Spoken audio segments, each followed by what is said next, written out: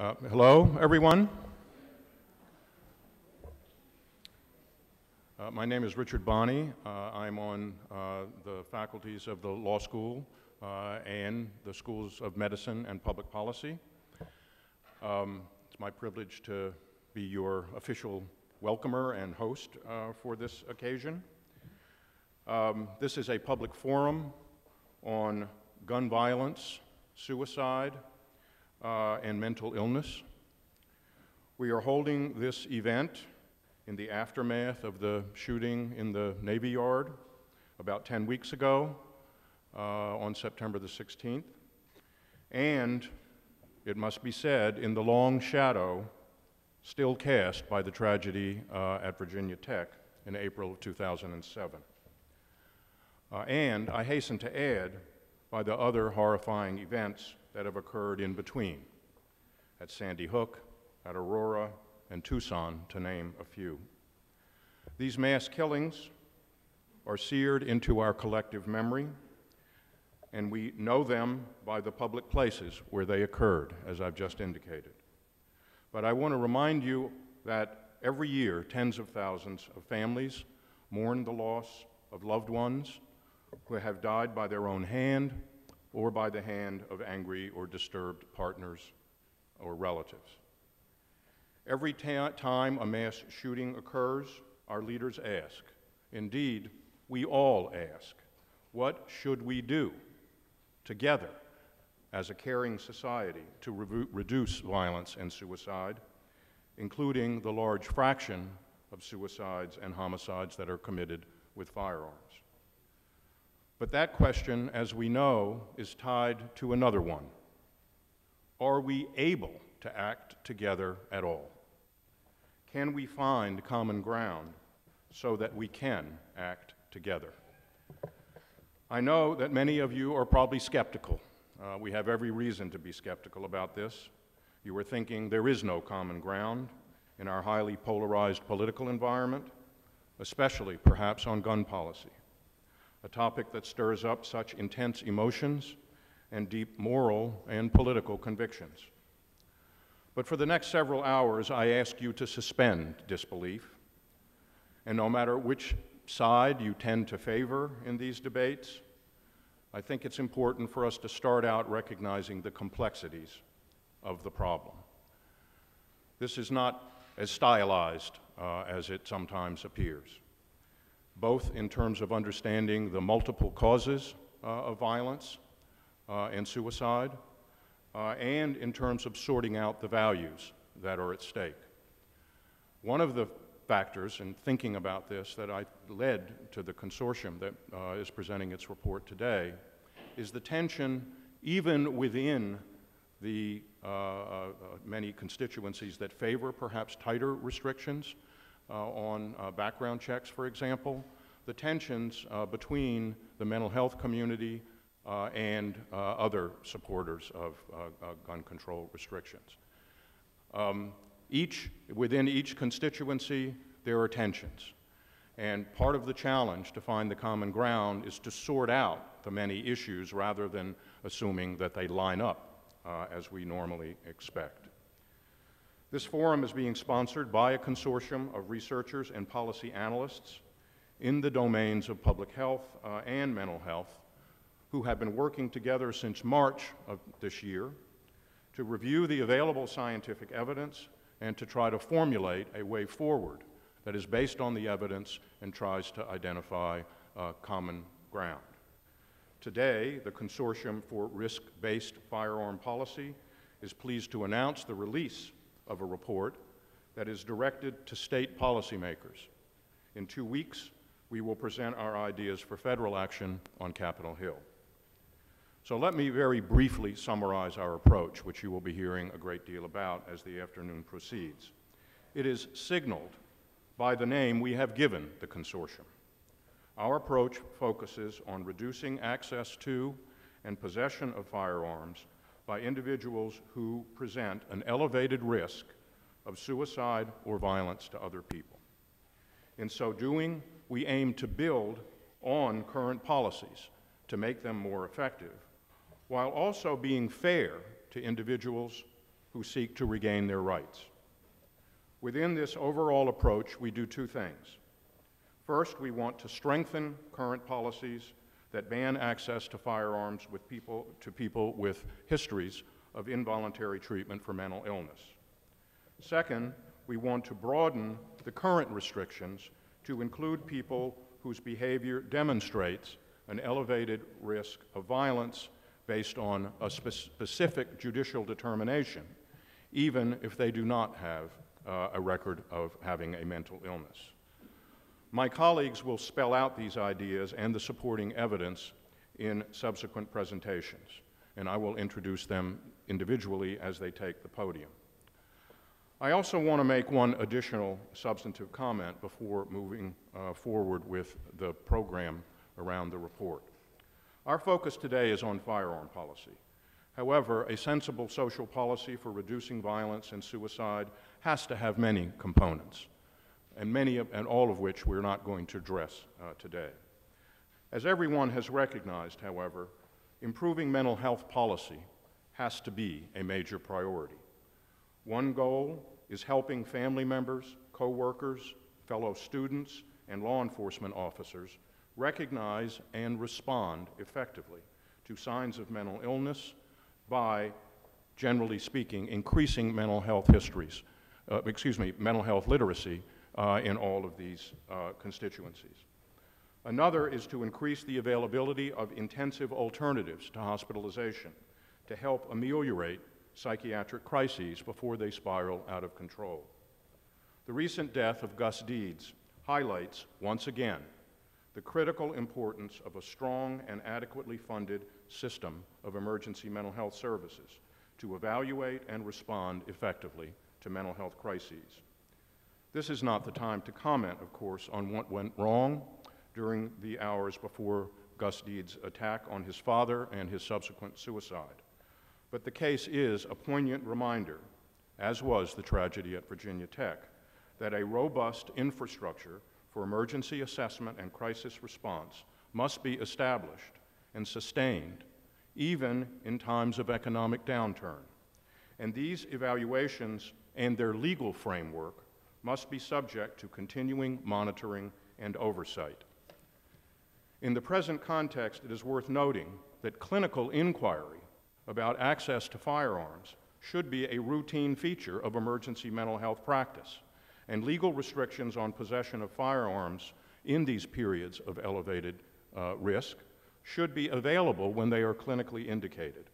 This issue is one of the issues that's addressed in the consortium's report.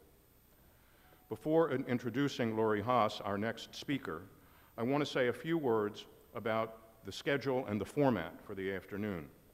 As I mentioned at the outset, this event is not meant to be a debate. Everyone in this room is aware of the intense debate that is going on outside these walls every day. We can turn on the cable networks to hear the same arguments on every side again and again. Instead of inviting discourse and debate, we ask everyone to listen and reflect on the evidence that you will hear and on whether the consortium's recommendations are warranted by the evidence that we have offered. As you can see from the schedule, we do have a tight agenda. We've built in 2 short segments for discussion, and I will entertain clarifying questions along the way. However, we are going to try to keep on the schedule in order to allow our Baton School students to make a timely departure for their next class after their presentation. The general structure of the program is that we'll hear first from the members of the consortium, beginning with Lori Haas, and then we will pass the ball to the policy makers. Later on, Lieutenant Governor-elect Northam will deliver the keynote address, and Senator Don McEachin will be here as well. We hope at that point to shift the focus to what is going on in the political process around the country, to see what we can learn from the policy efforts that have been undertaken in other states trying to deal with many of these same issues. And they differ all across the country, some of which on one side and some of which are on the other side. I also want to thank the Frank Batten School of Leadership and Public Policy and the School of Law for working with the consortium to host and publicize this event.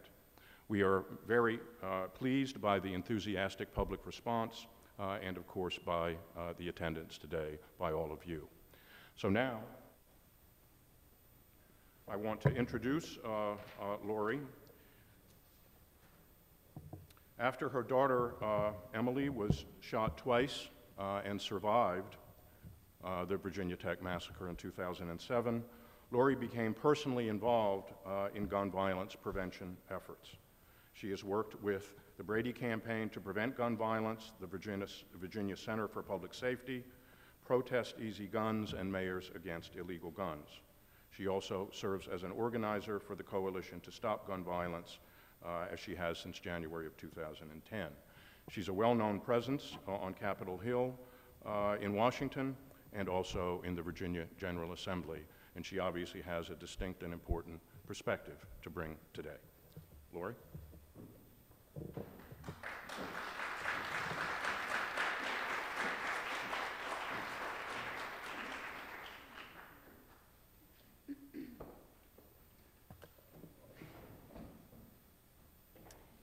Good afternoon, everyone.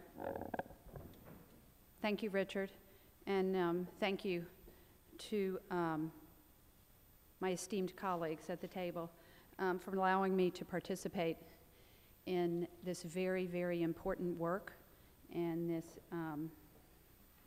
very, very, very timely forum that you all have come to, and we're grateful to all of you for coming, showing your commitment to learning more about the factors that do influence the propensity for gun violence that takes place in our communities. As Richard mentioned, my daughter Emily was shot twice in the back of the head a little over 6 years ago. And at that time, as many persons find themselves when dealing with a tragedy, your search for information is key. How did this happen? Why did this happen? Who did this? How could they have thought this? How could they have done this? How did they get the gun? Why did they have the gun? Many of those questions have been answered, but sadly, from my perspective, little has been done since that time to prevent persons who are either by virtue of law and found guilty of a crime that prohibits them from owning a firearm, or who exhibit dangerous behaviors and have access to firearms that not only can kill themselves, which is a sad, sad, unspoken part of this tragedy, but can then wreak heartache and havoc on communities and neighborhoods and families. As a person and now as a professional, I devote my time, my energy, my effort, my work to learning what I can about the causes of gun violence so that as a professional we can respond to do what we can with policy and legislation to reduce that gun violence, to reduce that pain and suffering for neighborhoods, for communities, for families.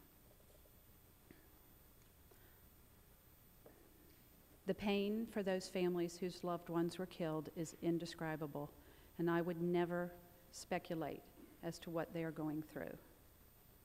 But gun violence is difficult at best, and even with the outcome that my family had, my daughter Emily is alive, she's doing well, she graduated. All of the students who were injured went back to Virginia Tech and graduated. That is a testament to the human soul and resiliency of youth. And I'm very proud of her, and I'm very proud of all those students who survived. But those families whose loved ones were killed, they weren't lost. They were killed and ripped from their arms. In their honor, we as a society and for me personally, I will do what I can to save other families from that pain and that suffering. When we know and when we learn from the experts, the people sitting at this table and the public servants in the audience, what we need to do to keep firearms from dangerous individuals and persons who have been adjudicated by a court of law as prohibited, and we do nothing about it, it is not a society that I want to be a part of or live in. And I think we have a moral obligation to do a better job. It's why I'm here. It's why I believe most everyone in this audience is here. We understand we have a problem with gun violence, and we can do a better job, and we must do a better job. I'm grateful for the interest from everyone in the audience. I'm grateful for your attention. I'm grateful for your commitment to learn more about this issue. And hopefully, we can begin to explore the solutions and act on those solutions.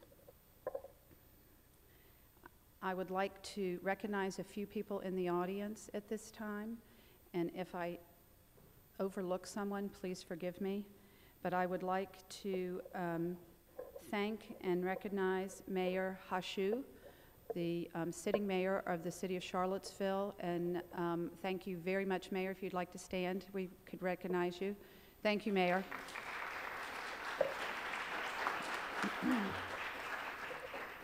Also with us today, from the Albemarle County Police Department, we have Deputy Chief Ron Matz. Thank you.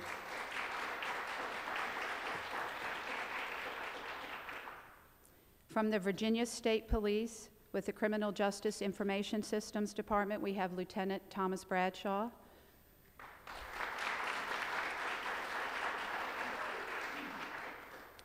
Also from the Virginia State Police and the Bureau of Administrative and Support Services, we have Lieutenant Colonel Robert Kemmler.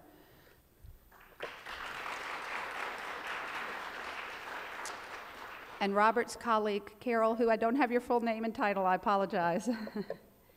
And I also would like to acknowledge and recognize the Virginia Tech family members who are in the audience. And they know who they are, and they're friends and supporters. And I thank every one of you for coming and your commitment. And I look forward to the robust information that we're going to learn and the robust conversation and discussion that we're going to have as we search for solutions to reducing gun violence in Virginia and across this country. Thank you.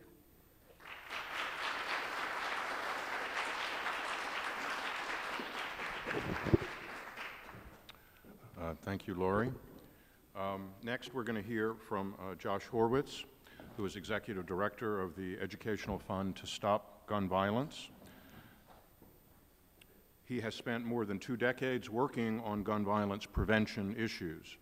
Among many other aspects of gun policy, Josh is focused on closing illegal firearms markets and on the huge gaps in our nation's laws that allow criminals to easily obtain firearms. Josh is a graduate of the University of Michigan and received his law degree at George Washington University. His book, Guns, Violence, and the Insurrectionist Idea, was published by the University of Michigan Press in 2009, and he was the convener of the meetings last March that resulted in the formation of the consortium and on the issuance of its reports. So we're grateful to Josh for all the work that he's done in this area, and the podium is yours. Thank you, Richard. Thank you so much, Batten School, Richard Bonney, and all the other members of the consortium who are here today. It's with a lot of gratitude and a lot of hard work that we made this path together.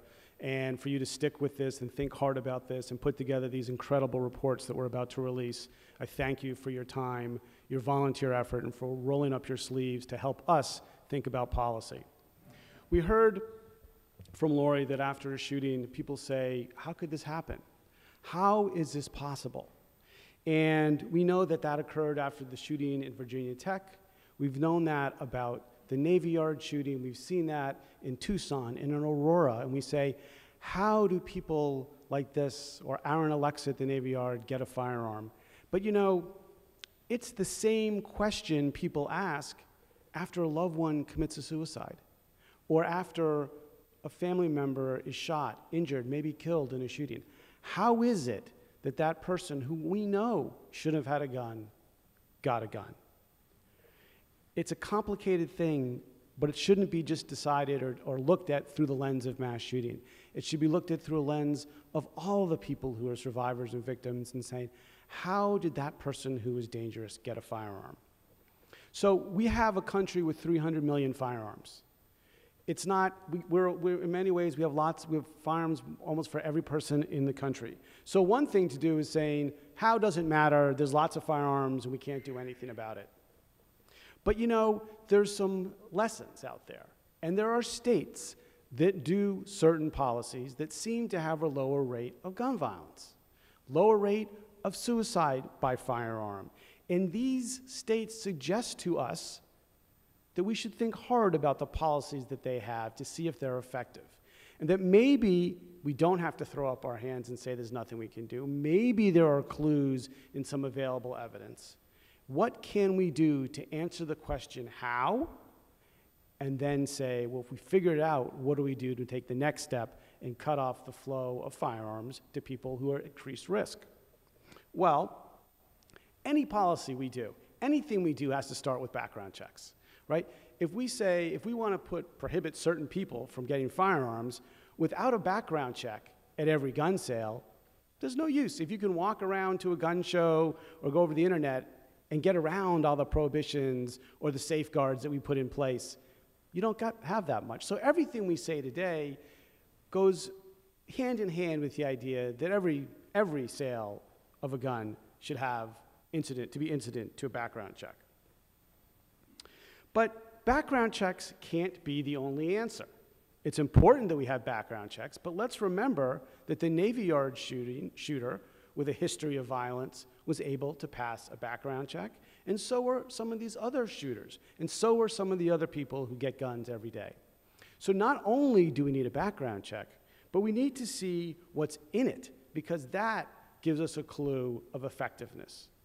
If Aaron Alexa can pass a background check, we need to do more, or somebody like Aaron Alexa can pass a background check. But when you look at the criteria, when you think about what you would want to do and who should be prohibited, it's complicated. There are lots of different types of issues that are involved and lots of competing values that we need to consider. Right now, when you talk about prohibitions based on mental health, the federal government says those involuntarily committed to a mental institution or adjudicated a mental incompetent should be prohibited from purchasing a firearm. They join others like felons and those subject to permanent restraining orders. And the states have a hodgepodge of all sorts of different types of prohibitions. After the mass shooting last year at Newtown, policymakers came to me and said, look, what do we do? There's all these different things, these different activities, these different types of approaches. What do we do? And I started asking my friends in the public health community, in the mental health community, and you know, there wasn't exactly an agreement on all of that. And at that point, I said, I've been doing this for 25 years. It's time to take a serious look at the types of prohibitions that may be effective, that could work, that could save lives. So I went and I asked these experts, Richard Bonney, Jeff Swanson, Shannon Frateroli, Beth McGinnity, and some others, say, can you advise us on what works? What may make a difference here and save some lives? What criteria could we put into the background check system that would save lives and make a difference? We decided after this two-day meeting that we shouldn't stop by just learning from each other, that we should take the next step and put our thoughts to paper. And so we started with sort of two ideas. One was that any of the criteria that we recommend needs to be based on empirical research in the fields of mental health and public health. And second, we need to strike a balance between a commitment to public safety and respect for the privacy of people dealing with mental illness. We don't want to hurt people using help-seeking behavior or further stigmatize the mentally ill. So over the last 6 months, I've been privileged to watch that dialogue, to be part of that dialogue, and I want to say it was a pretty amazing thing. There was a lot of give and take. But the most, I think, important thing I learned is that a single-minded focus on mental illness is not warranted, okay? At certain times, those with serious mental illness are at elevated risk. But there are other people who are at elevated risk of dangerousness as well, and other factors come into play that we must consider. I want to give you just some quick thoughts about our evidence. Mental illness, we learned, especially depression, does increase the risk of suicide. And some individuals with serious mental illness, especially those with comorbid behaviors, substance abuse and alcohol abuse, are at a heightened risk. But most individuals, the majority of individuals with mental illness, do not pose a significant risk of violence to others. That's very, very important. But when we thought about risk, we learned some other things. We learned that past violent behavior, not just by people with mental illness, but by anybody, is a risk factor for future violence. That domestic violence increases, someone who's being a domestic violence restraining order, the chances of future violence are increased. Substance abuse and alcoholism also increase the risk of future violence. So yes, serious mental illness is a factor here, but we also need to look at meaningful prohibitions for those who are at increased risk for other reasons. If we care about the increased risk of those with serious mental illness, and again, that's a small portion, then we have to care about increased risk from other populations as well. So with that in mind, I want people to walk away today with an idea that we are looking not just at mental illness, but at elevated risk. Who has an elevated risk? Those are the people that should not have immediate access to firearms. And it doesn't have to be just someone who's seriously mentally ill. It can be someone who's had a history of violent misdemeanors or violent offenses or domestic violence or alcohol convictions for that matter. There are concerns. We have to keep in mind that we have a Constitution and a Second Amendment and rights for privacy. But I think the important thing here is that we need to focus on effective risk-based strategies to keep guns away from people with elevated risk. So in our report that I will hand out, I think we'll be handing out right after this, there are 3 recommendations. And I'm going to have the experts go through the evidence for these recommendations. But the first is that there is more we can do in the field of mental illness, but we have to be careful. You just can't pluck someone who went to a psychiatrist and say, you're now prohibited. That's not the way it works. But when people do present themselves in crisis, for instance, in a temporary involuntary hospitalization, we know that there's a heightened risk, especially when leaving the hospital, and there should be a temporary prohibition in that regard. We also should be thinking about other risk-based prohibitions, and that's our recommendation number 2. And the evidence is so clear. Past histories of violence, violent misdemeanors, multiple DUIs, multiple substance abuse offenses, and domestic violence offenses are a clear indicator for future violence.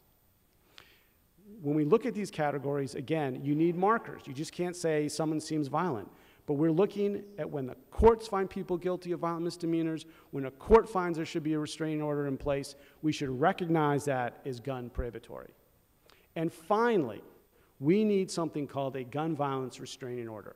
Right now, if you've committed or alleged to commit an act of domestic violence, you can get a restraining order and you can have your firearm temporarily removed. But what happens when your child or your husband isn't threatening you, but threatening them themselves?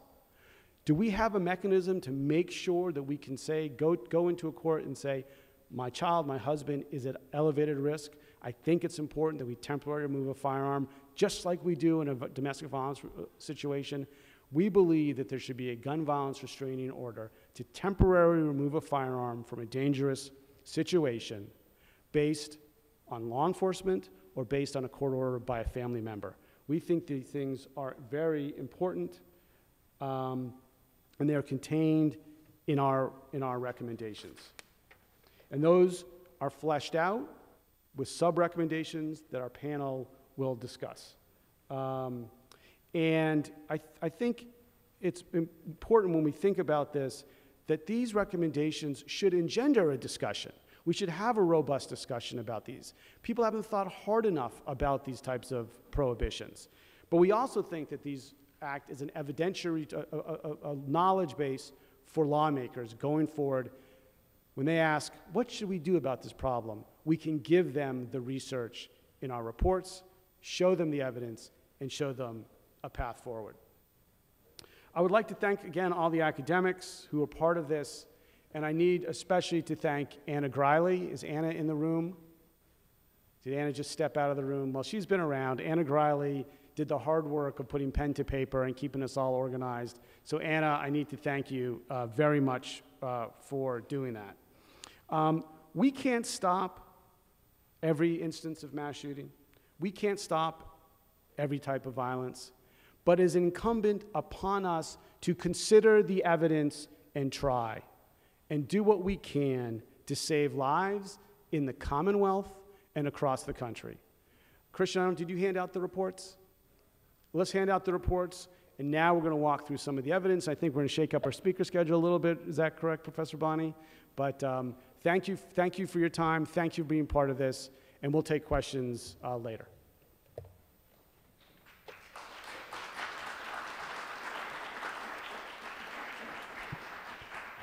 So thanks to Josh for keeping us on schedule. Jeff Swanson, who is apparently parking his car, so we at least know that he's within a radius of 500 yards.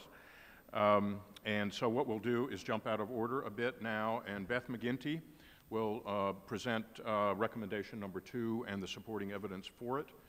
Beth received her PhD in health policy and management in this year. From the Johns Hopkins School of Public Health.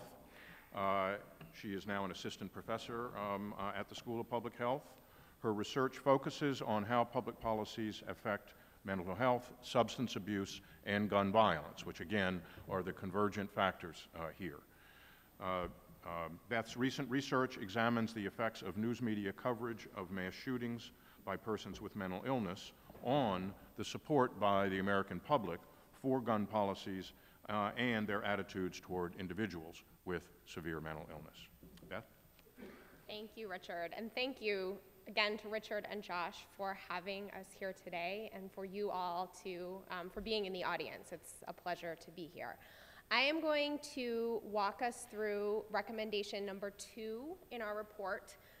And that recommendation is that states should enact new prohibitions on individuals' ability to purchase or possess a firearm that reflect evidence-based risk of dangerousness.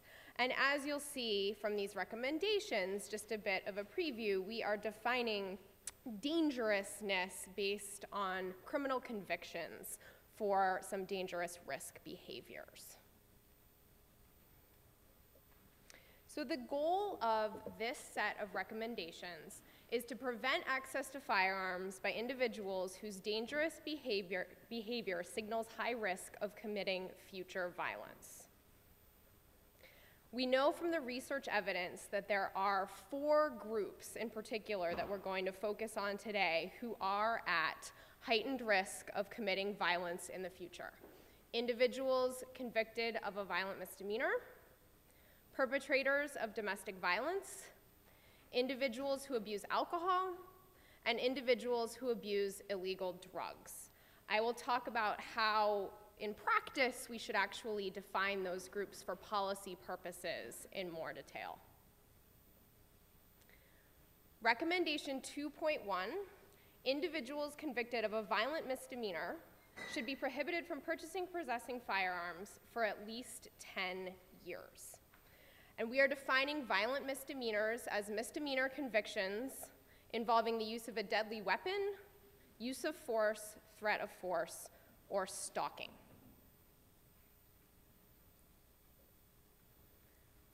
I'm going to summarize a little bit of the research evidence and talk about the current policy standards related to this recommendation around violent misdemeanors.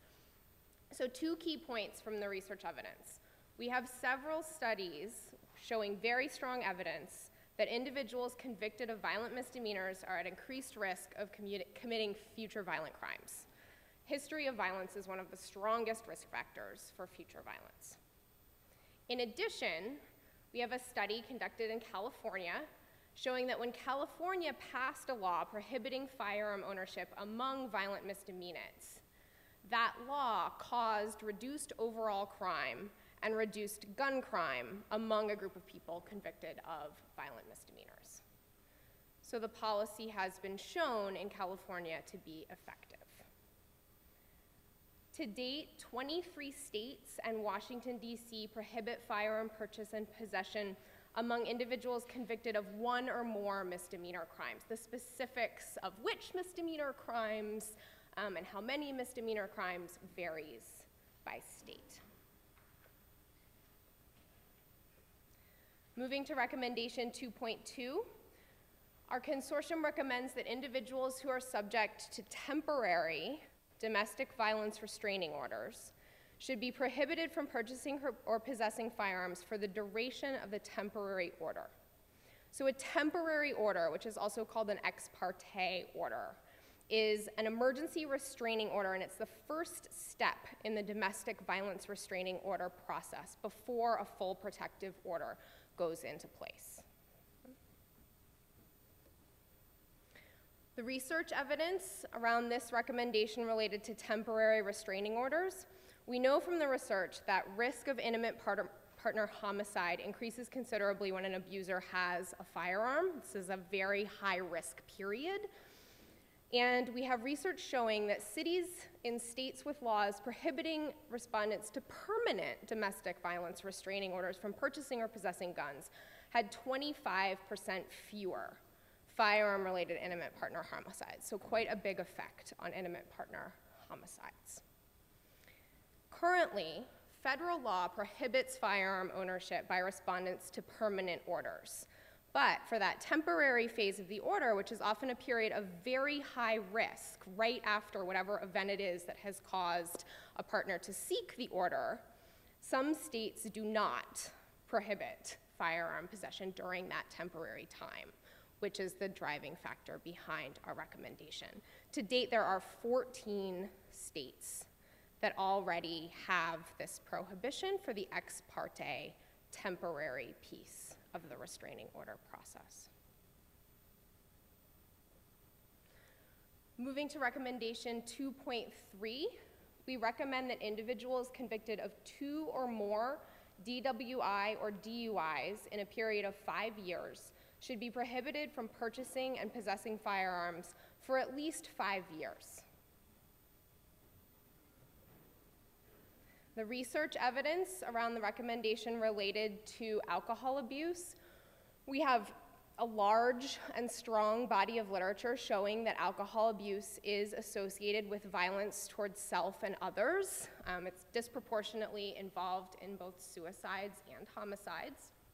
And we have recent research conducted in 2011 showing that firearm owners who drink abusively, so more drinks than casual drinking, are more likely than other firearm owners to engage in risky behavior with firearms. Most states currently have some kind of law on the books that prohibits firearm ownership among individuals who abuse alcohol.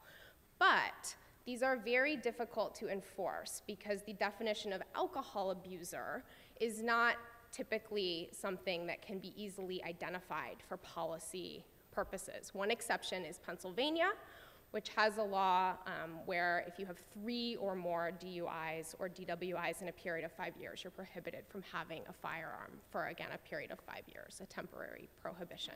And so we recommend that using the DUI or DWI conviction is a way of both implementing an evidence-based policy and actually putting this alcohol abuse prohibition into practice. Finally, recommendation 2.4, individuals convicted of 2 or more misdemeanor crimes involving controlled substances in a 5-year period should be prohibited from purchasing or possessing firearms for at least 5 years. The research evidence behind this prohibition related to drug abuse, illegal use of controlled substances, we know from the literature, is associated with heightened risk of violence, both because controlled substances can have adverse psychological and physical effects, and because sustained use of controlled substances is an indicator for involvement in an illegal drug market, which are very violent, typically. The current standards around alcohol abuse, federal law prohibits illegal users of a controlled substance from purchasing or possessing a firearm. But the definition of illegal user is very unclear, and states have expressed a lot of confusion about who exactly is prohibited and who should be prohibited under law. So in addition, currently, misdemeanor crimes, misdemeanor drug crimes under federal law are associated with only a 1-year federal prohibition from firearm ownership. And we've heard from states, the General Accounting Office did a bunch of interviews with states who said, we're not gonna bother collecting and reporting these records for a 1-year prohibition. By the time we've gotten the data together, the prohibition's gonna be over. There's no reason to do this. So as a result, we recommend, first of all, that the definition of substance abuser be clarified to be defined as individuals convicted of 2 or more misdemeanor crimes involving controlled substances, and that states implement a prohibition that is 5 years opposed to the 1. Thank you very much.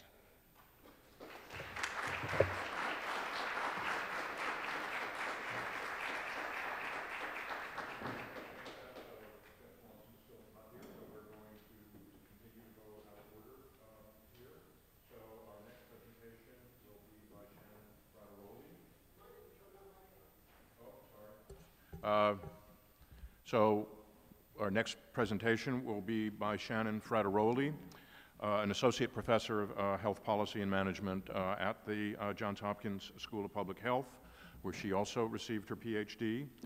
Her research focuses on policy and advocacy strategies designed to prevent injury, with a particular focus on how interventions once implemented, how new policies once adopted are implemented once they are in place. Most of her gun violence prevention work focuses on firearm-related domestic violence and on the role of technology in preventing gun injury. Shannon? Great. Thank you so much, Richard. And again, I'd like to just also echo the thanks of those earlier about my appreciation for all of you taking time out of your Monday afternoon to be here with us today. And thank you to those at the Batten School for being such terrific hosts this afternoon. So what I would like to focus on today, if I could get my slides set up. Beth and I have very similar slideshows, so there we go. So the third recommendation that's included in our report is really a response to a scenario that we heard about from a lot of our colleagues in law enforcement, from a lot of families that we heard from throughout this process, but it's also a type of scenario that we've heard about throughout our years working on this issue. And this is a scenario that happens when families call in law enforcement because they're concerned about a loved one. They're concerned because a family member, because an intimate partner has suddenly changed. They are maybe no longer taking care of themselves. Perhaps they're increasingly angry about a past lost job. They're withdrawn. There's a marked change in their behavior. Perhaps they're talking about suicide. But the family is uncertain about what to do. They see this change in their loved one. They're concerned about the people around them, the person that they've known for so many years, and they just don't know what to do. So they call law enforcement. And law enforcement responds, and they see that this family is troubled, that there's an individual who is in crisis, but there hasn't been a crime that's been committed. And so what has been described to us is a situation in which there's a crisis, but not necessarily a crime, and there aren't a whole lot of opportunities for sort of law enforcement, for family to intervene to remove sort of weapons that could lead to lethal outcomes while they deal with the crisis. So in response to these scenarios that we heard a lot about, and again, we have law enforcement represented on our consortium, we've come up with the following recommendations. So I'm glad that you have your reports in front of you, because these are quite wordy when it comes to our specific recommendations. But essentially what we are recommending is that we have processes in place for both law enforcement and family members. So when those scenarios happen, that they are concerned about a family member, they're concerned about perhaps threats of suicide, perhaps threats of violence, and they know that that person is a firearm owner, they have access to firearms, that there's some recourse that they have to remove those guns from a potentially volatile situation in a way that's fair, that includes due process protections, and that can provide the family and loved ones with some space to intervene and deal with that crisis without the threat of lethal weapons shadowing their efforts. So our first recommendation, recommendation 3.1, really speaks to law enforcement. And what we are recommending is that states authorize law enforcement to remove guns from any individual who poses an immediate threat of harm to self or others. Now, we know that law enforcement officers are skilled, they're trained, they're practiced in assessing situations, in judging risk, and in responding accordingly based on what their assessment of a situation and the risk is. There are particular risk lethality assessments that exist that law enforcement officers may use in judging these situations. And so we feel that this is an area where states can help their law enforcement partners significantly by providing them with a process to allow them to assess a situation, and if they assess a situation to pose an immediate serious risk of harm either to the individual or to others, that they will have the authority to step in and remove those firearms temporarily. And when these are emergency situations, we are advising that there be a process without a warrant for this removal to take place. We also recognize that there are going to be situations in which that threat is not immediate, but it's real, and therefore processes that allow for a warrant-based firearms removal are in order. So for instance, if the same scenario, if a law enforcement officer is called by family and friends, told that they're concerned for the reasons that they articulate, but that concern isn't sort of at the level of an immediate threat of harm, there should be a process that law enforcement can engage in that engages the court for a judicial review of the evidence in order to determine if the process for removing firearms is in fact appropriate. So this recommendation 3.1 is really based on the research evidence that Beth mentioned before, that what we know is that the strongest predictor of future violence is prior violent behavior. And so if we have a family who's saying that my son, my uncle, my father has previously attempted suicide, that's a good indication that they are at higher risk for committing suicide in the future. And we know from a lot of evidence that there is an important relationship between firearms and suicide. While firearms are not sort of the weapon of choice for most people who attempt suicide, they are the weapon that is most effective in suicide. So what we see with firearm suicide is that about 90% of those who attempt suicide with a firearm are in fact successful in killing themselves. As you can imagine, it's a very effective means of finding that end, much more effective than other processes we see people engage in. Another sort of interesting and often unspoken fact about suicide is that firearm deaths is that suicide is the largest contributor of firearm deaths in this country. So about 60% of the firearm deaths that we see in this country are actually people taking their own lives.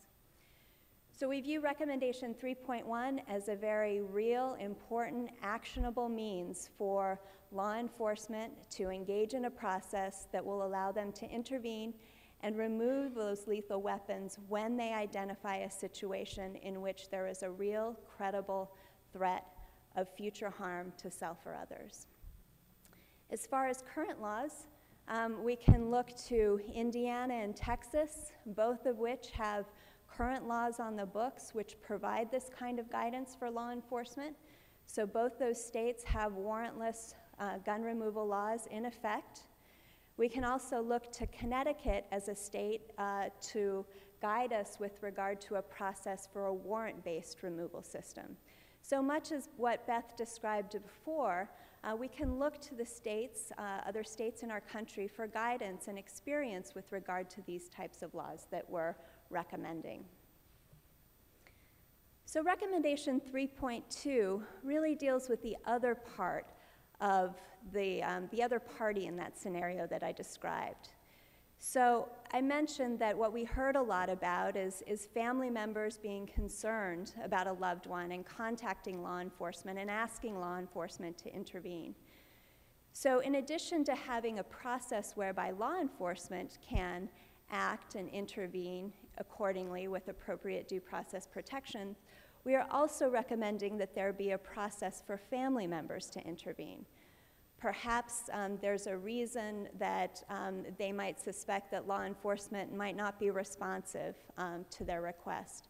Perhaps they don't want to involve sort of the police coming to their home in order to address this. There might be a number of reasons why a route that takes a family member directly to the court to ask for a court review, to assess the situation that they're concerned about, to look at the dangerous behaviors that they have been witnessing over a recent period, and to ask them to review those behaviors and determine if it's appropriate to order guns removed from that person.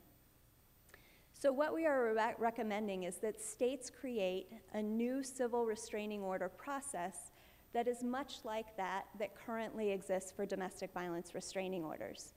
This civil restraining order process would allow private citizens, specifically family members and intimate partners, to petition the court with their evidence that the person in their family or that they're sharing their life with is engaging in behaviors, is showing signs that they are at risk for future violent behavior, again, either toward themselves or toward others. From our perspective, this new gun violence restraining order should mirror the restraining order process that's in effect in all 50 states in this country. And it's also our belief that not only should this gun violence restraining order allow for the removal of any guns that the person's subject to this restraining order, removal of any guns from their possession, but they should also be prohibited from purchasing firearms for the duration of the order. We also note that this should be an avenue that is open to law enforcement. So if law enforcement are approached by family members, this should be a mechanism that they can go to the court and petition the court for a request to have these firearms removed, again, when there is a credible threat of harm that they determine exists. With regard to the evidence, I'll sort of cite again the study that Beth mentioned. We see very effective results from current domestic violence restraining order laws. Again, the study that she cited showed that in a review of 19 different cities, there was a reduction of 25% in firearm-related intimate partner homicides associated with laws that prohibit respondents to permanent domestic violence restraining orders from purchasing or possessing guns. And as far as current standards go, we're not aware of any state that has a gun violence restraining order on the books or anything like it, but we do look to that domestic violence restraining order model as something that has been very successful for the domestic violence field, something that states are very accustomed to, familiar with. Those processes are in place, and those can really be looked to as a model for this new type of civil restraining order. And then finally, the third recommendation that we're offering in this category of recommendations is a very important one. And we believe very strongly that in addition to these new processes in place for law enforcement and family members, that there need to be appropriate due process protections associated with each of these new policy recommendations. So we note that for each of these, there are opportunities for hearings following gun removal that are in place and that must be part of these systems, and that we want to make sure that there are clear processes in place for the return of any guns that are removed.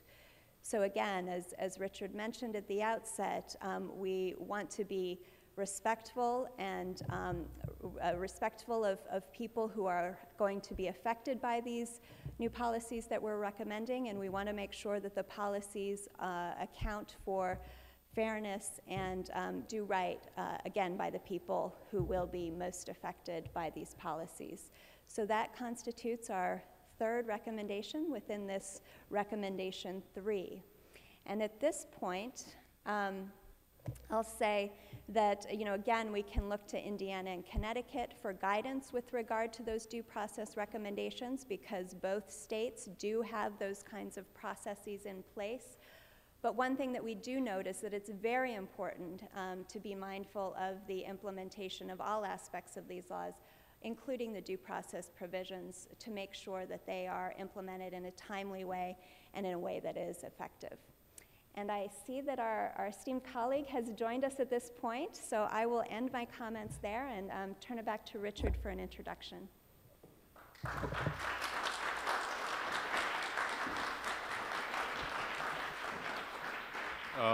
So thank you very much, Shannon. I think everyone can tell we've got a lot of food for thought here, and I know that there are many issues and questions that people will want to raise.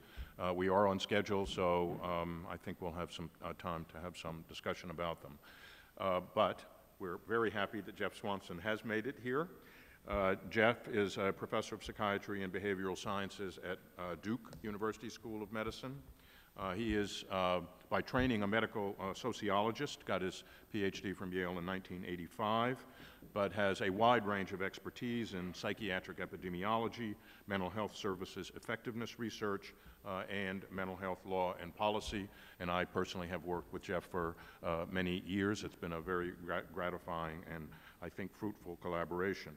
He's one of the nation's leading experts on mental illness and violence, and is currently a principal investigator of a multi-site study on firearms laws, mental illness, and the prevention of violence, co-sponsored by the National Science Foundation and the Robert Wood Johnson Foundation's program on public health law research. So welcome, Jeff.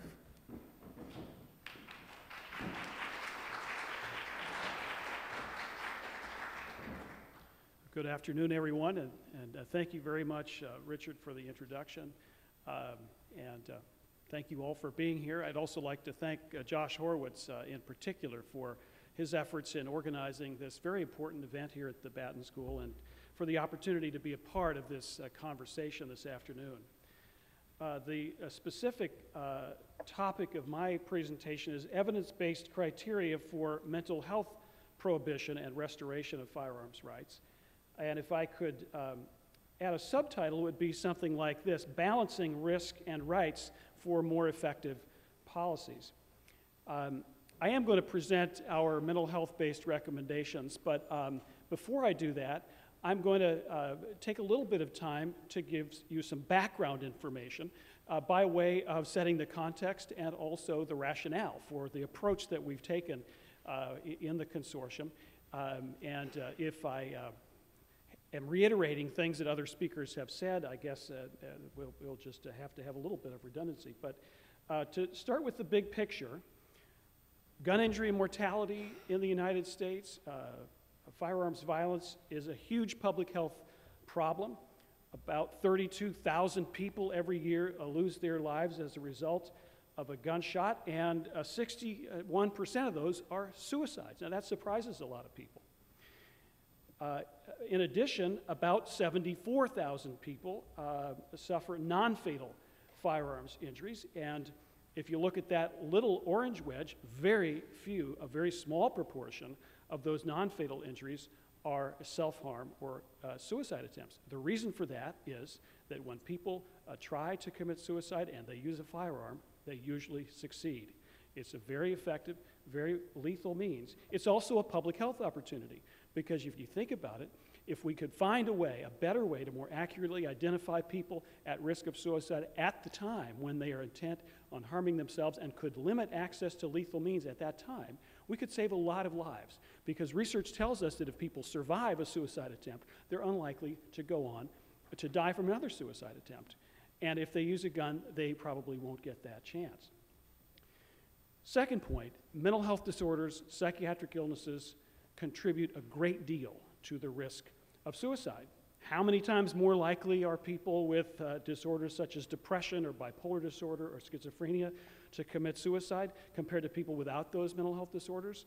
Well, those big, tall orange bars there on that bar graph give you the answer. 11 times more likely, 12 times more likely, 14 times more likely if you're female to commit suicide if you have a mental health disorder. That too is a public health opportunity, because if we could find ways to identify people when they have those symptoms that increase their risk of suicide, and make sure that we also try to mitigate those symptoms but limit access to lethal means at that time, that would also be a very important way of saving people's lives.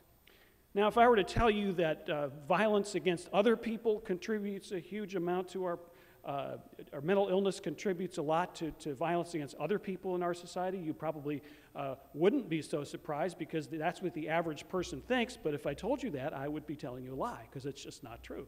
Overall, the vast majority of people with serious mental illnesses, including bipolar disorder, depression, schizophrenia, are not violent, and the vast majority of violent acts are not attributable to major psychopathology. Now, that being said, there are times in the life and the sort of history of treatment in a person's life with serious mental illness, and these are often chronic, recurring disorders, when violence risk is elevated a great deal. And what you see here displayed to make that point is these bars here are the average rates of violent behavior in people with serious mental illness across lots of different studies that have been done, organized by the settings in which those studies were done. So you can see over there on the left, for comparison, the general population is about 2%.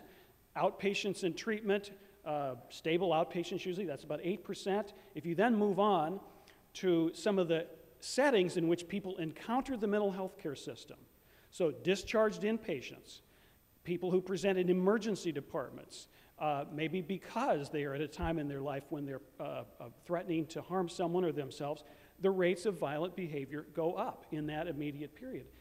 Involuntarily committed patients, 36%. First episode psychosis patients, 37%.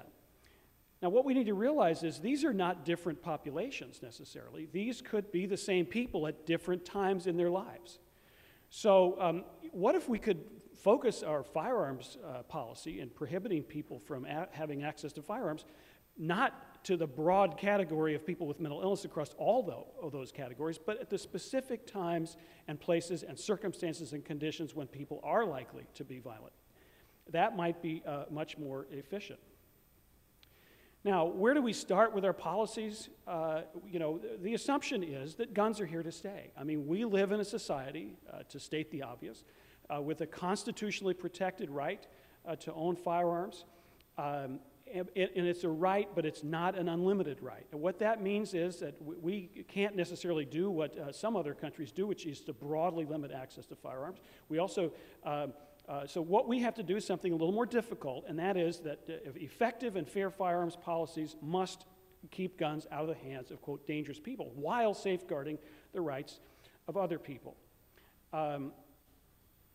This is complicated when we think about mental illness and how we think about people at risk because of a mental illness, because sometimes when people are mentally ill and they commit a violent act, that's not why. I mean, we think so, you know, that's sort of the idea, but it could be because they had a terrible childhood, a terrible traumatic childhood, and now they're living in a dangerous neighborhood. So actually, does mental illness cause violence? You know, if we think about it like a very simple diagram, if mental illness at time 1, then violence at time 2, the answer is no, because there are just too many people who are mentally ill and are not violent, and never will be. And there are too many people who are violent and are not mentally ill. So I like to think about it more like this, like these dominoes here, like a complex causal system with mental illness and violence embedded in that system with multiple precursors, other co-determinants of violence, a lot of kind of mediators, such as substance abuse, for example, and provocation, and the factors in the social environment. This creates a lot of uncertainty and unpredictability. You know, I mean, certainly, you know, you can predict violence, and you know, there are lots of pundits and experts who say that they can do that, and you know, you can do that too. I'll tell you how to do it. All you need is this amazing device called a retrospectoscope, right? It's just incredible what you can see through this thing. Now, the trouble comes when you flip it over and you point it out towards the future, and you try to use it to anticipate violent behavior, and then it all kind of turns to fog. And even trained psychiatrists with structured risk assessment instruments, it's not much better than a coin toss when they try to do that. So, you know, how do we think about this given those complexities? The federal law basically, just to remind everybody, I mean, it basically says it's about involuntary civil commitment. So if someone's been civilly committed in an adjudicative process, you know, since the 1968 Gun Control Act, which is, you know, it has now been filtered through the Brady Act, and it is the basis for the background check system and all, people are prohibited from firearms permanently. So the question is, you know, can these kinds of laws, that broad approach, keep guns out of the hands of people like this? This is what the people have in mind. The mass shooter, the multi-casualty shooter. That's an extremely rare event, but people have that in mind when they think about these laws. When actually people with mental illness look like this, like everybody in this room. People with mental illness are people, and they have all of the risk factors and protective factors for violence that anybody else does, and you know, might range from, you know, your harmless grandmother to your neighbor's not so harmless intoxicated boyfriend, and everything in between. So, you know, does it work? Well, you know, here is an answer. I call this the good news, bad news, good news graph, because this is actually a study of about 25,000 people in Connecticut, and you see two trend lines here. The two trend lines represent the risk of violent crime month by month by month over about, you know, a period from 2002 to 2009, and the two groups represented both have serious mental illness.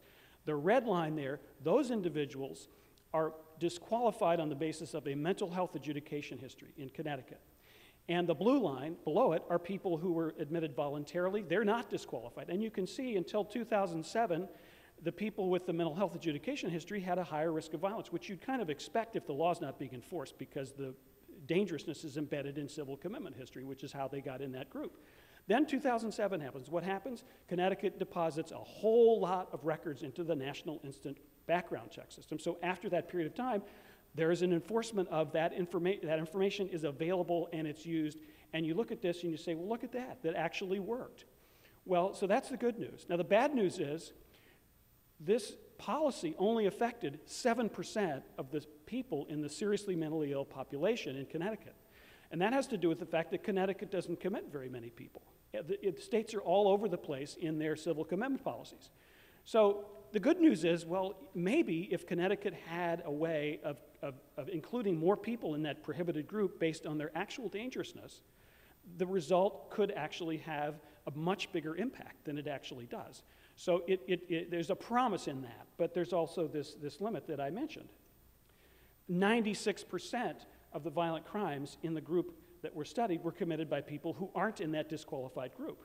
So that's really the challenge, to think about how you get the criteria right. This is a picture that I hope will capture it. So if you think about these big balls here, suicidality and mental illness overlap quite a lot. Violence and mental illness don't overlap very much. And here's the circle that represents gun prohibition, right? And so we have the problem of it being under-inclusive. There are people out there in the suicidal risk group and in the violence risk group who aren't in that circle of gun prohibition, and so they could have access to guns at the wrong time. There are also people in the middle here, and this is the over-inclusive problem, because they're included in the gun prohibition circle, but they're not at risk. So our group's approach is to say that these two problems, the under-inclusive and over-inclusive problems, need to be addressed together. Because if you just emphasize one, it's at the expense of the other. So our view basically is that policies that authorize temporary gun prohibition for an expanded group of persons at risk, and at the same time use evidence-based criteria for meaningful rights restoration, that those two policies could work together to strike the right balance between public safety concerns and civil rights protections. So here's the overview of our two recommendations. The first is to expand gun disqualification on a temporary basis to cover people who are involuntarily hospitalized for a short period of time in a psychiatric emergency, but are not subject to civil commitment in an adjudicative procedure. So they wouldn't actually be disqualified as it stands now, but they've been involuntarily hospitalized on a short-term basis due to concerns about risk. At the same time, number two, make the expanded disqualification at the state level contingent upon states having a meaningful, expedient, and clinically informed process for restoring gun rights to individuals who are subject to this temporary prohibition. So what's the significance of short-term involuntary hospitalization for a risk-based gun policy? We think it's really important for several reasons. One, it typically occurs without a judicial order for civil commitments, and it's very common, so it affects lots of people out there who are not currently going to be prohibited. It is triggered by a finding of a mental health practitioner that this person does pose a danger to self or others. So it's actually based on risk, not just on some person having a diagnosis or a history of mental illness. It allows for a person in a psychiatric emergency to be transported to a facility for evaluation and short-term admission to an inpatient facility. And every state already has a process in place that delineates the findings and procedures for this kind of short-term involuntary hospitalization when a person is determined to be a danger to himself or others. And finally, short-term, and this sort of summarizes it, encapsulates it, short-term involuntary hospitalization is, we think, a meaningful and a reliable indicator of an individual's dangerousness. So it really is important to this idea of risk-based policy. So the recommendation could run into some legal problems in theory, because we're talking about a constitutional right. And we don't really have something that would look like a due process for removing a gun right. If a person's never had an opportunity for a hearing, to be represented by counsel, so basically the idea of taking a short-term clinician-initiated procedure and leveraging that to take somebody's gun rights away forever. And there is a case law recently in the United States Circuit Court of Appeals for the First Circuit in Maine, actually, in the Raylander case, said that that's a problem.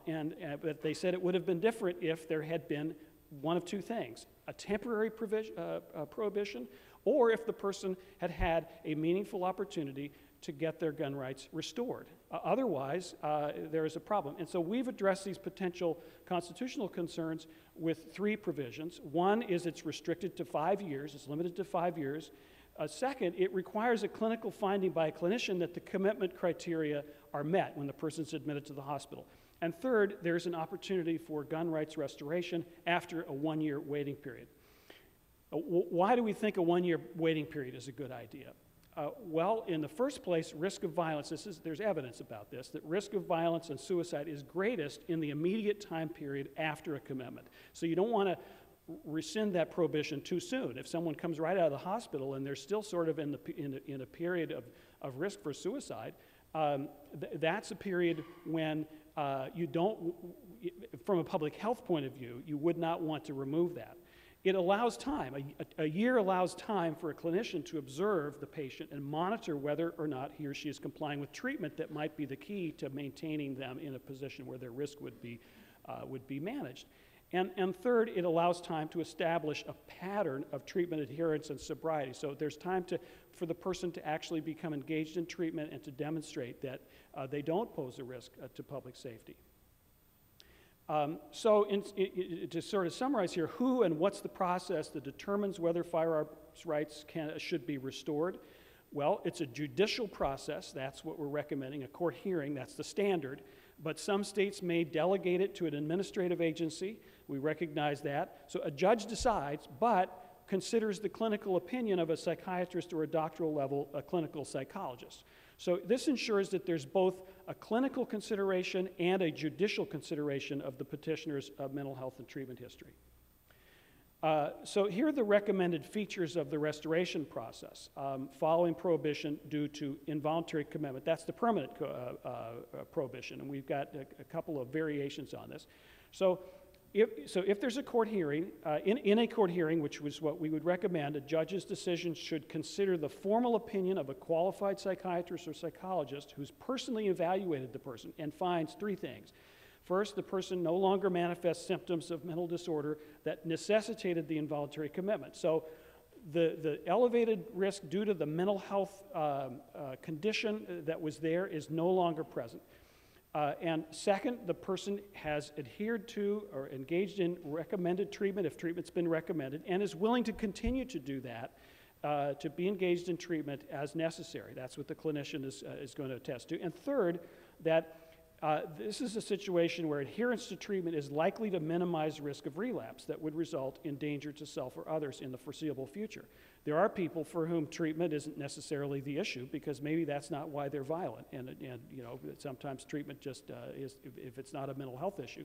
So this connects it to treatment. And then there's a fourth one, and that really is up to the judge, and that is to consider this criterion of compatibility with the public interest. And that's kind of a broad one, and it is promulgated in the National Instant Check System Improvement Act. And what that does is it requires the judge to consider other factors in the case that balance public safety with the interests of the individual seeking restoration. So there are some legal considerations around burden of proof, and I'm not a lawyer, but this doesn't seem that hard to me either, so I can probably tell you. And that is that for restoration from a permanent firearm disqualification, the petitioner should bear the burden of initiating the hearing and showing at the hearing that the requirements of restoration are met. The rationale for that is that this is a person, if we're talking about permanent commitment with a hearing, where there's already been an adversarial commitment hearing, at which there was a determination that the person posed a danger to self or others, in most cases. So the government has already met its burden in that prior hearing, and the petitioner must show that he or she is no longer a substantial risk of engaging in dangerous behavior.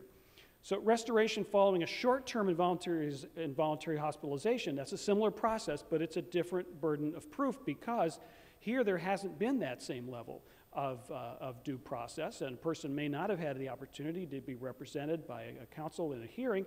So in this case, if the petition is supported by a clinical opinion that the criteria for restoration are met, the state will bear the burden of proving that the person still poses an elevated risk of violence. The state in this instance should bear the burden of persuasion because there wasn't this adversarial or judicial process before the deprivation.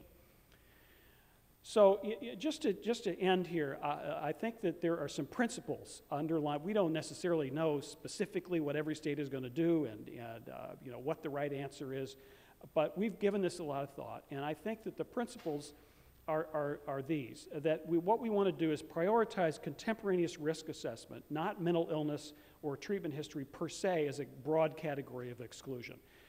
Second, as you've heard, the idea of preempting existing gun access rather than simply interdicting someone who might go buy a new gun in a crisis, that should be important because, quite frankly, there are a lot of guns around, and just stopping someone from buying a new one when they might have 6 or 7 at home would not necessarily deter them from an act of harming themselves or someone else. Third, again, we're talking about a constitutional right, so we need to provide due process for the deprivation of liberty. That's very important. Fourth, we haven't heard too much about this, I don't think, but I think it's very important too, because there are a lot of policies out there that really attempt to engage the mental health system in increased surveillance and reporting of people who might be at risk. And so I think it's important to preserve confidential therapeutic relationships. That is fundamental. It's a bedrock of the doctor-patient relationship. It's important to people being willing to seek help when they need it and to tell clinicians what they're really thinking. And then finally, we shouldn't forget that, we can't find the needle in a haystack, but we might be able to, the needle has found us. And so let's hold it up and let's try to see if we can find the haystack in the needle and treat the whole haystack and prevent the unpredictable. And we might not know when we've done that. There's not going to be a big headline in the newspaper that says, a better firearms policy or a better mental health care system prevented an act of mayhem today. But we wouldn't. But why would that matter if we had done that? Thank you very much.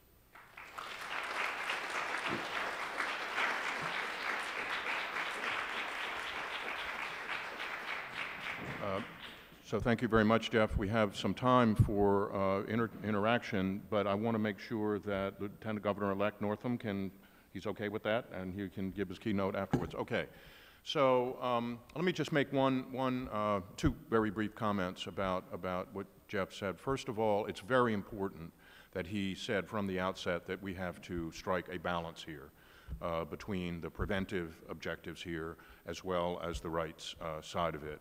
And the restoration issue is where a lot of that needs to be done, instead of what is now under the major areas of disqualification under federal law, permanent disqualification.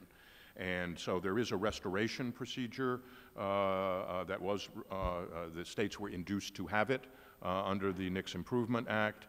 Virginia has a very short, provision with regard to restoration. We think that actually needs some attention in Virginia as well as it does elsewhere to be consistent with some of the principles that Jeff outlined here. But if there are going to be expansions of the background check system in various different ways in terms of the category of people covered, it needs to be balanced with a fair restoration process. So that is an important part of the overall effort that we're making here to find some common ground. The second thing I want to say is that with regard to Virginia, this short-term hospitalization proposal that has been made here basically has no particular application here.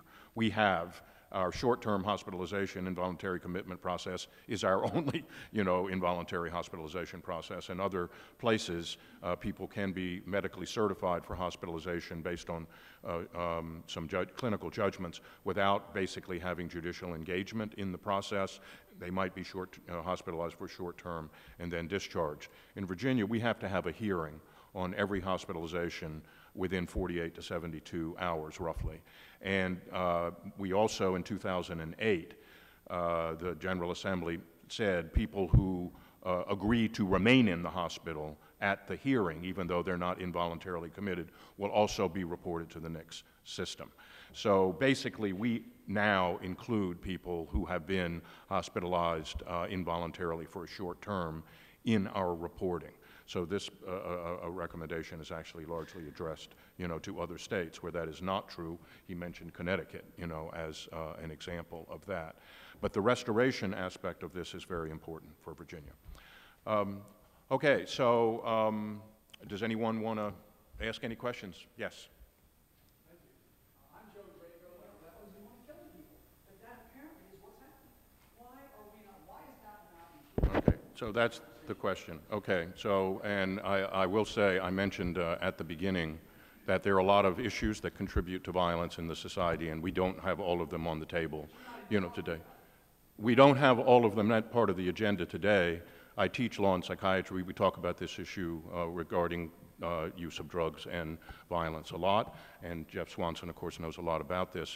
I don't know whether, I think Jeff is the right one. If you have a pithy sort of response to make to the question about the use of various psychoactive drugs and violence, please do, and then we'll go to another question.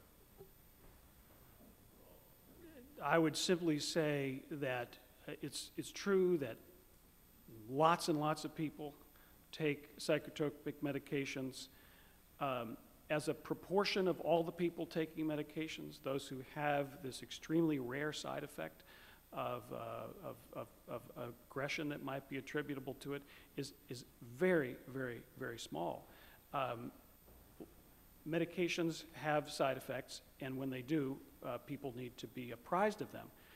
But one needs to balance that out by the mountain of evidence that antipsychotic and antidepressive medications and the whole range of medications in the psychiatric toolkit actually do help people a great deal.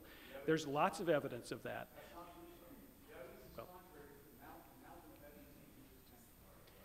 That's what I would say. We probably disagree over that, but One more quick thing to say, and I'm out of here.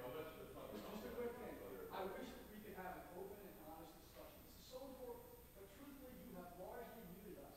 This few questions that you are allowing us to ask is not a truly open and honest conversation. I'd love to have it with you. I would love to, but you're not allowing it. And the question is, why won't you allow that truly open and honest discussion?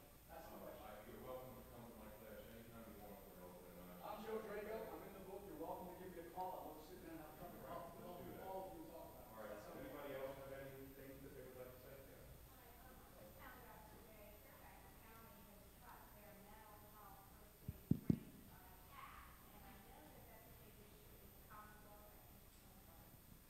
Fairfax County just found out has cut their mental health first aid training in half, and I know that the state allocated about $500,000 towards this throughout the Commonwealth. Are you all working at that level to make sure that our police officers, our teachers are being trained to recognize mental health as a first step in assessing risk? Senator Northam, do you want, I have a comment to make on that. All right, so the question is, mental health first aid is one of the mental health literacy, mental health awareness activities to which I alluded at the beginning. I think there is a groundswell, is my impression, of interest in trying to raise the level of mental health awareness and mental health literacy among all the groups here. We obviously have intensive activities that have been going on for some years now, quite successful, with regard to the police departments and crisis intervention training for the police departments, and the sheriffs. But there's obviously a lot more that can be done with regard to families, in the workplace, and in the schools. I think there have been bills that have been introduced, and I hope that, that we can move the ball forward, on that. So it is certainly a priority, is the way I see it. Yes.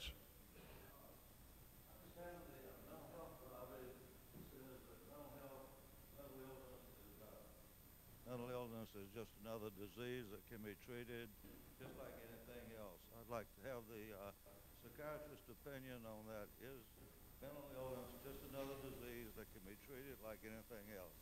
And why do you fail so often to identify the dangerous ones after they have gone through the system? And I also would like to have your opinion on, as you know, the state of Virginia is closing the last of its mental institutions, and all of those people, the young ones, go into the public school system, and the old ones go into the criminal justice system. And we need something to take care of those people. Thank you. Well, so with regard to Virginia, and again, if the Lieutenant Governor-elect wants to chip in, he's welcome to do so as well. So I think all of us understand, as I said at the beginning, that there are gaps in service in the mental health system, and that they need to be addressed as part of this overall strategy here, of which dealing with access to firearms is only a part. But in terms of trying to improve the capacity of the mental health services system to prevent crises and to address them and ameliorate them when they arise before things actually do get out of control. And that's true on the preventive end as well as in terms of improving access to crisis response services in the communities, and particularly alternatives to hospitalization. And so that is obviously sort of part of the continuing struggle. We do know that treatment, if provided in a timely fashion, can be successful. And I think a lot of issues that, that Jeff alluded to particularly for the population that we're generally talking about now quite often, which is young adults, that issues of early intervention in connection with people at risk to first episode psychosis and then responding effectively to a first episode psychosis is also an important challenge. So I think knowledge in mental health continues to advance and to give us an opportunity to try to make some of these preventive interventions. Jeff? Right. To your question about mental illness, is it treatable like other illnesses? And I think the context here too is it related to violence and does it cause violence? We use the term mental illness as a kind of a shorthand, but it refers to a very wide range of identifiable conditions, based in the brain, but also affected by how people grow up and the environments that they're in that impair normal behavior and mood regulation and thought and perception of reality. So it's a very, very wide range of conditions. So it's hard to generalize. So the answer is sort of, it depends. If we're talking about schizophrenia and bipolar disorder and depression, there's a pretty weak correlation there between those disorders and violent behavior. If we're going to talk about this really broad array that could mean anything from having antisocial personality disorder to psychopathy to addiction to the psychological sequelae of trauma and all of that, lots of people who engage in violent behavior meet criteria for some kind of psychopathology. And, you could even say, in some cases, a serious violent act is sort of pathological on its face because what normal person would do something like that? But that's not necessarily very helpful to us. So what we need to realize is that mental illness, we don't understand a lot about it. We need better treatments. We need a better mental health care system, one that's more responsive and less fragmented and all of that. But there is a lot that we do know. With respect to the policies here, though, it's important to make the proper attribution. There are lots of people who have schizophrenia and other serious mental illnesses who have a long history of antisocial behavior before they ever had an adult psychotic episode. And simply providing treatment is not necessarily the answer to everything. There are people who engage in acts of violence for the same reasons that other people do, or maybe because they have a substance abuse problem. So that's kind of what we're trying to do, is think about risk. And what we know about risk is that if people have a history of violence, that's a far better predictor and a better set of, a better index for what we ought to do in terms of limiting gun access.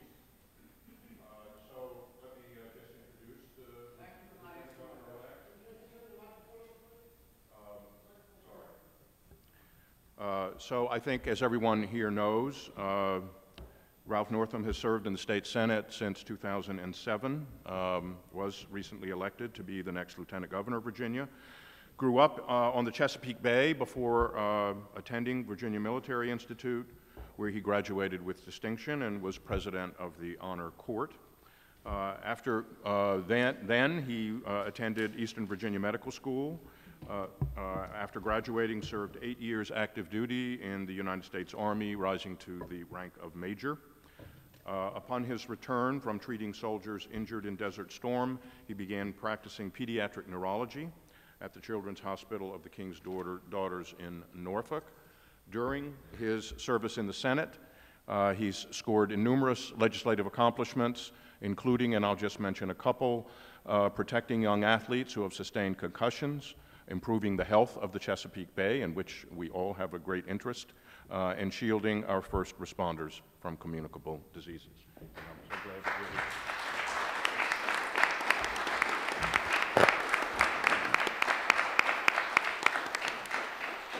Thank you so much for that kind introduction, and thank you all so much for allowing me to come. And I know there's a lot on the agenda, and a lot of folks have questions and comments, and those are all important. So I will keep my comments fairly brief, but I would like to thank all of you all for being here and for your advocacy for gun violence, and also to you all in the audience to taking time out of your busy schedule to come and talk about what is, as you can tell, a very complicated issue without a very simple remedy. And it takes all of us sitting down and working together to come up with a solution. I'm just glad that you all could be here. I wear a couple hats that are interested, and I want to base some of my comments on my life's experiences. But as was said, I'm a pediatric neurologist, so like Jeff, I deal with a lot of children who have mental illness. And it is, you know, when we talk about mental illness, it's not like someone that comes in with a broken arm and you can say, well, their arm's broken. It's a lot more complicated than that, and I appreciate the questions that you all have. I also serve in the Senate. I have served for 6 years, so I have been involved in some of the legislation. But I think maybe most importantly is my experience just as a Virginia citizen, and that's what I want to talk about today, and where we all are going, the direction that we're going in. But I will tell you that it is always good to be back in Charlottesville.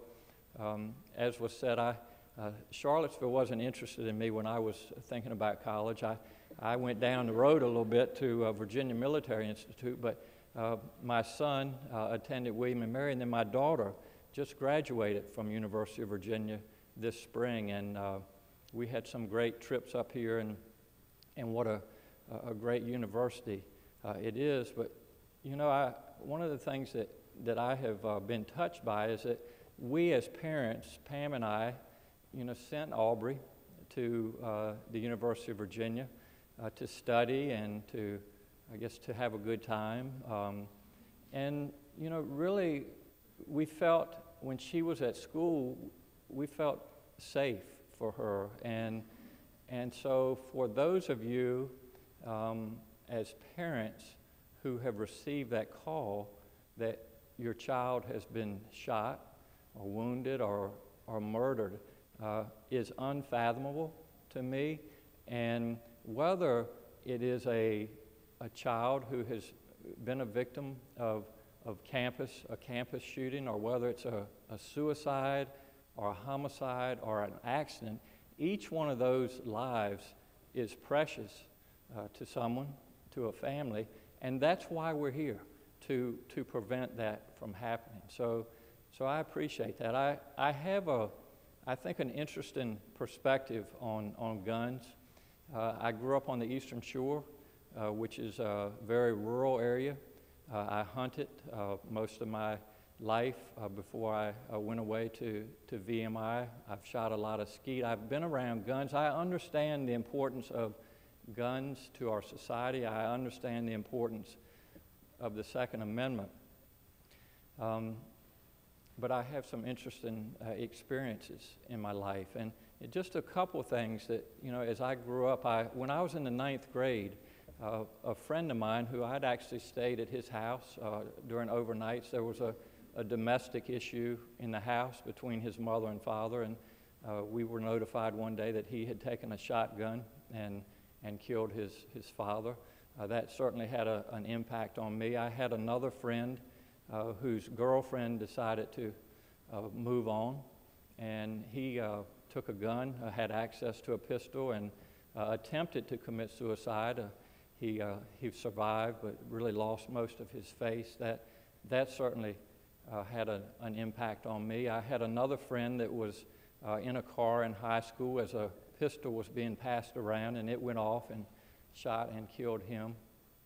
So I have seen some things in my life. I served, as was said, in the United States Army for 8 years. I served during Desert Storm. I have seen what military-style weapons do to human bodies. And finally, as a pediatric neurologist, I have been at the bedside more times than I would like to tell a family that their child was not going to survive the victim of a gun accident. So I have an interesting perspective from my upbringing to what I have seen. And, you know, the point that I would make, and just a couple of, I think, of statistics, and I don't want to get too much into the weeds, but I have talked about some of these things. 590 gun-related suicides in the year 2011. Again, each one of those lives is precious to someone. And then as far as gun-related deaths in the United States in 2008 and 2009, over 5,700 gun-related deaths, which is more, as I said, I served in the Iraq War, is more than combined in the Iraq and Afghanistan in 2013. So those numbers should get your attention. And so finally, you know, the last thing that I would mention that has put my life in perspective and why I am standing here today with this group and why I will do everything I can to try to find answers. I was actually at a gathering up in Northern Virginia as part of the campaign this past year in March. And I had the opportunity to say a few words and similar to kind of what I've just been talking about. And so I talked a little bit about the gun violence issue and again, my perspective. And so a gentleman came up to me after my comments, and there were some folks gathered around, and you know, I could kind of see out of the corner of my eye this one fellow that wanted to say a few words, and finally he came up and did, and he said, "I appreciated what you said this evening, and I will do everything that I can to help you."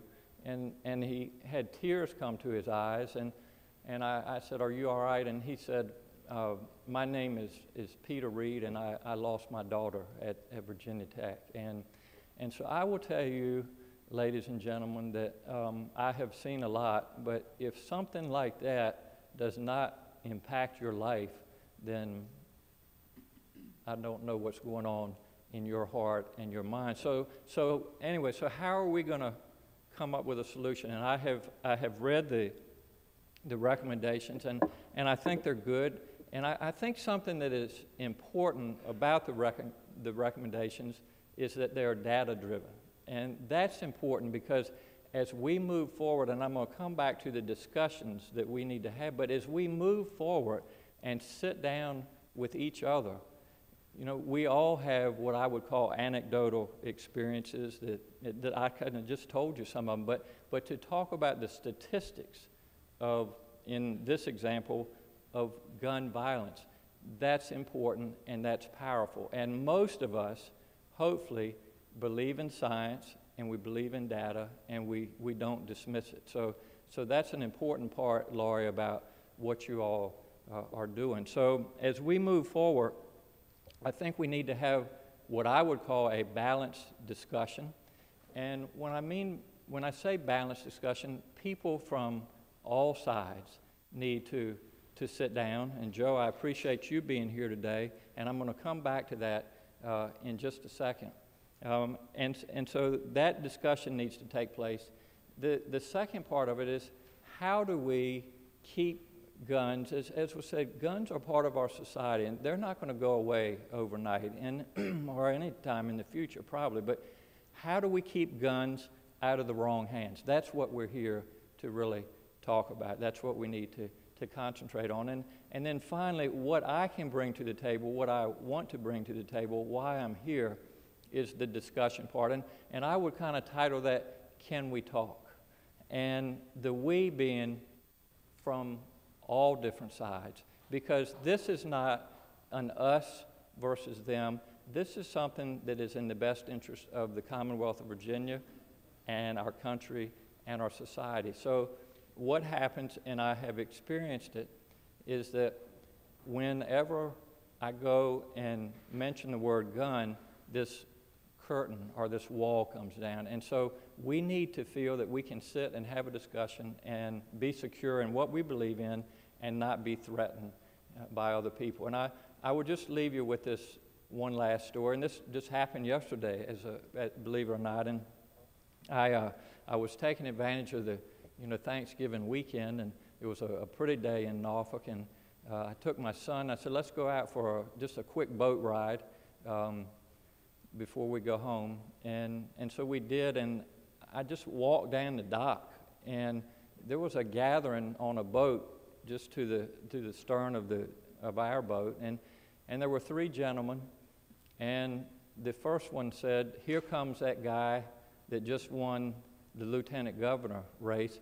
He's the one that wants to take our guns away from us. And another guy on the boat said, how could you even think about threatening our Second Amendment rights? And it's like, man, give me a break. I just wanted to go out on a boat ride today. But this is what happens when people are not open-minded. So as we move forward together, I ask you to be open-minded. Again, it's not going to happen overnight, but let's be secure in what we believe in and open-minded to what others. And I think if we sit down and we hear stories like Laurie Haas or like Peter Reed or any of these other families or Joe, your family that you lost your brother, let's sit down and say, again, every one of these lives is important. How can we as a society prevent these kind of things from happening in the future? So that's what it's all about. I invite you all, and I thank all of you all, the discussion, and when I said, can we talk,